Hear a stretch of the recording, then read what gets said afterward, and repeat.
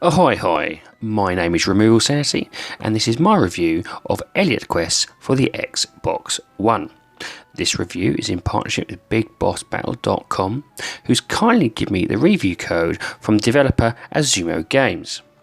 My review is 100% my own opinion and I'm not being paid for it. So what is Elliot Quest?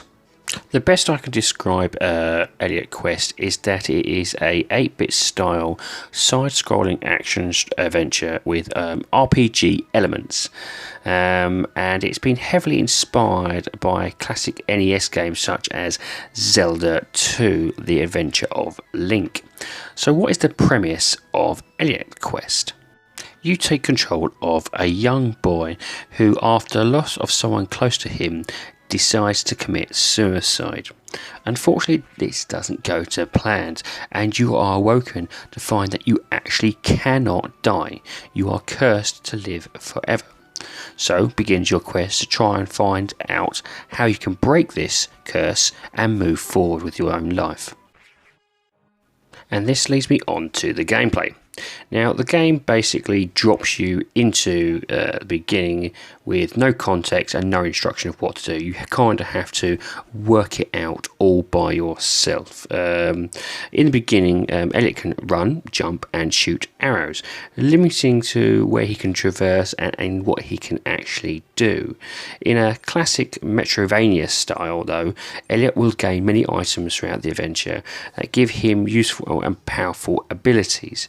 Acquire the item that, like for instance, allows Elliot to do a double jump, so you can get up to higher places, or in some cases like a swirling method which can use a particular green area to get into some secret locations, and you get these powers as you progress through the game.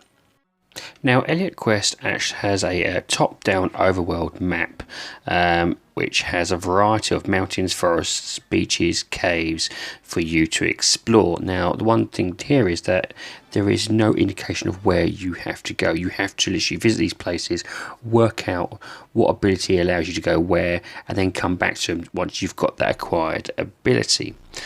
Within the game, there's also 5 dungeons to conquer, each packed with puzzles similar to those one actually found in Zelda, as well as mini bosses and big bosses at the end of the dungeon.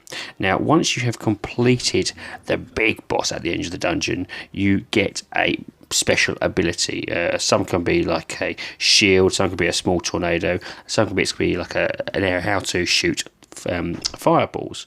All these are useful in combat, which is a good thing because it means you can go back to areas that you couldn't previously unlock, and now this new ability will help you unlock that. There is a simple RPG system also in place. Now, killing enemies will also give Elliot experience points, and this basically helps you level up. Leveling up grants you attribute points, which you can go towards different attributes like strength, defense, and more. Now, because Elliot can't actually die, there are a variety of checkpoints which allow you to go back and simply complete the level. There is a consequence though. Every time you die and respawn, the experience that you gained is lost, so it does punish you slightly for dying, and in that case there is a little bit of a requirement, should I say, for you to try and be careful and not just go out and die every 5 minutes. I really enjoyed playing Elliot Quest. For me, it was a breath of fresh air and a real good indication of a retro game being developed in a modern day era. Now, Elliot Quest can be completed in roughly 6 to 9 hours, depending on A, how lost you get, and B, how many secrets you wish to discover, as they will extend your playtime. The RPG element does give it a little bit of a replayability, because there's obviously certain items that you can pick up, and there's also mini quests in there whether or not you wish to choose to complete those. Overall, I found myself thoroughly engaged with the gameplay on this, and I kept coming back. The only thing I didn't like was the fact I was kind of left on my own and I had no clue of what I was doing, but once you get past that actually started to charm me slightly, and I actually really enjoyed the refreshing fact that you had to kind of work it all out for yourself. You had to work out what works, what abilities you could be used here, what tricks that you could employ.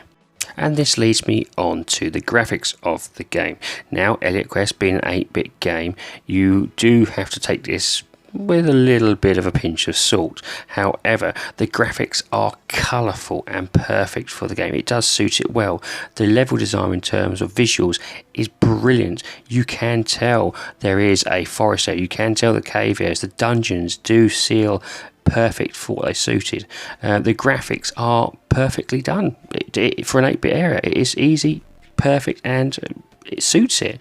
The sprites are brilliant. You know, it's all been animated really well, and so it should be. You know, this is what the game's about. It is a retro style game, and they have taken their time to ensure you get that retro warmth feeling by looking at it. So what about the sound for the game? Well, the game's sound has been lovingly recreated similar to that to its graphics. The sound effects are appropriately 8-bit. The boinks, the bounces, the little sounds are perfect. They have done it exactly for what it is supposed to be. Each level has its own little theme. The retro music is catchy. The sound bites for when you hit an enemy or smash into an enemy are perfect. The little pows and explosions when you defeat a boss really show out. It is being done really well, and it does remind you of playing on the NES back in the day. Listening through on a headset, it is very crisp and clear, and this transports well when listening over on your TV as well. Though, as with anything, I would recommend listening to a headset, because it does seem that is the best sound you're going to get when playing this game. Again, what can I say about it? They've done it with a lot of love, and you can tell by the sound. And this leads me on to the rating of the game. Now, I rate games in order of avoid, rent, great purchase, and must own. My rating for Elliot Quest on the Xbox One is a great purchase, and this is for the following reasons. Elliot Quest is a fun 8-bit retro-styled game that has taken its inspiration from classics like Legend of Zelda, Mario, and Kid Icarus. It has combined those items and spits out its own masterpiece. The soundtrack is a really good soundtrack, and it has also nostalgic Easter eggs for those who will be more mature gamers, I should say, who are going back and having a look at this one.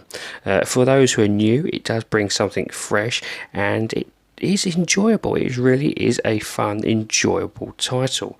The price of it is reasonable as well. Currently it sits around $15 US, and I think about 13 UK pounds. Overall, I would recommend this game. It is really good. The downside to it is there is the odd glitch here and there, but that can be fixed with patches. And if you're not really into the retro scene, you may want to give this a miss. But for those who may want to look at the retro scene or want to be inspired, this is one for you. I would recommend it. It will be fun. You do get your bang for your buck in this game, and it is enjoyable. The one thing I will say though is it's no handhelding here. You have to try and work this out. This is a throwback to the past where you have to work it out for yourself. Anyway, ladies and gentlemen, I hope you enjoyed my review. Please do comment if you enjoyed this video, and hell, maybe subscribe if also. I do like to hear what you guys think of my reviews, and any comments are appreciated.